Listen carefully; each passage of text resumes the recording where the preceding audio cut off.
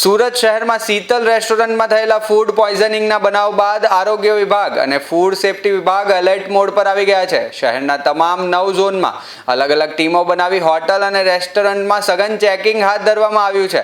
તપાસ દરમિયાન કુલ 330 હોટલ અને રેસ્ટોરન્ટની તપાસ કરવામાં આવી હતી, જેમાં ખાદ્ય ગુણવત્તા, સ્વચ્છતા તેમજ જરૂરી પ્રમાણપત્રો અને નિયમોના પાલનની ચકાસણી કરવામાં આવી હતી। નિયમોનો ભંગ કરનારા એકમો સામે કડક કાર્યવાહી કરવામાં આવી છે। તપાસ દરમિયાન કુલ 208 નોટિસ ફટકારવામાં આવી હતી, જ્યારે નિયમોના ઉલ્લંઘન બદલ 17 હોટલ અને રેસ્ટોરન્ટને બંધ કરવામાં આવ્યા છે। આ સમગ્ર કાર્યવાહીમાં કુલ 4,17,500 રૂપિયાનો દંડ વસૂલવામાં આવ્યો છે। આરોગ્ય વિભાગ દ્વારા તમામ ખાદ્ય વિક્રેતાઓને ખાદ્ય પદાર્થોની ગુણવત્તા જાળવવા, સ્વચ્છતા રાખવા અને જરૂરી પ્રમાણપત્રો સહિતના નિયમોનું ચુસ્તપણે પાલન કરવા સૂચના આપવામાં આવી છે।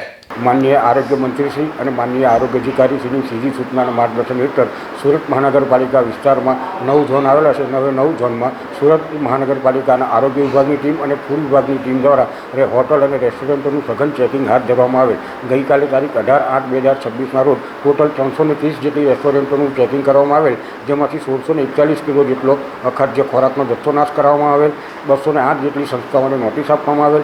17 જેટલી સંસ્થાઓને તેમની સ્વચ્છતા અને હાઇજેનિક કન્ડિશન બરાબર ન હોય તેમને બંધ કરવામાં આવે છે, જેઓનું સુધારા વધારા કર્યા બાદ રિઇન્સ્પેક્શન કરવામાં આવશે અને તેમને ચાલુ કરવાની મંજૂરી કરવામાં આવશે। તેમજ 4,17,500 રૂપિયા જેટલો દંડ કરવામાં આવેલ છે। તેમજ આગામી દિવસોમાં રક્ષાબંધન, જન્માષ્ટમી, દિવાળી જેવા પવિત્ર તહેવારો આવતા હોય, લોકો દ્વારા મીઠાઈ, માવો વગેરેનો મોટા પ્રમાણમાં ઉપયોગ કરવાનો હોય તે મીઠાઈના, માવાના વગેરેના સેમ્પલો અને તેની સતત ચકાસણીની કાર્યવાહી હાથ ધરવામાં આવનાર છે।